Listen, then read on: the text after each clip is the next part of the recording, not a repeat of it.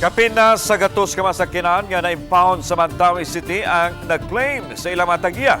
Taliwan nining mas gipasayon nga proseso. Ano ang report ni Nico Sereno?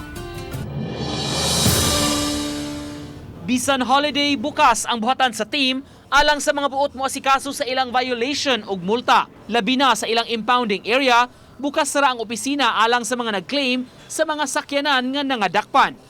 Menos ra hinuon ang nangadto apan gipahibaw sa team duna na kunoy mga misanong ug nag-atiman sa ilang mga sakyanan. Pipila ka semana ang nakalabay, gipatuman ang mas gipasayon nga proseso sa pag-claim, pipila ka mga dokumento ang wala na gipangayo.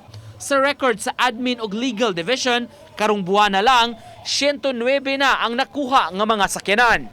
Grabe, paspas kayo ang atong releasing karon pero nalipay ra sad ta hasta ang taas kay lagi paspas man ang release. Sa miaging buwan usab, gikan Mayo 22, moabot sa 149 ka mga sakyanan ang nakuha na. Sa pagsusi sa GMA Regional TV, puno-puno pa ang impounding area apan makatabang sab kini sa tinguha nila nga ma-decongest ang lugar. Responsibilidad na sab kuno sa tag-iya nga mo-comply sa uban nga mga rekisito, labi na gyud ang registration sa mga sakyanan. Inlahan na ng risgo kay ang atoa diri is ang pag-impound ug ang pag-release raman. So kung mauli kung ikaingon kaniadto kung gahi ni sila ulo gyud, pwede raman magbalik-balik sad.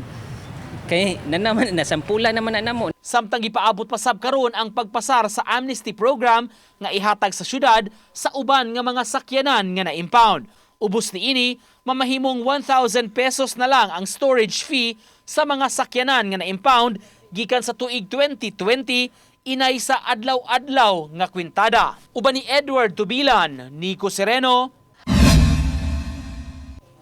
Balitang Bisdak.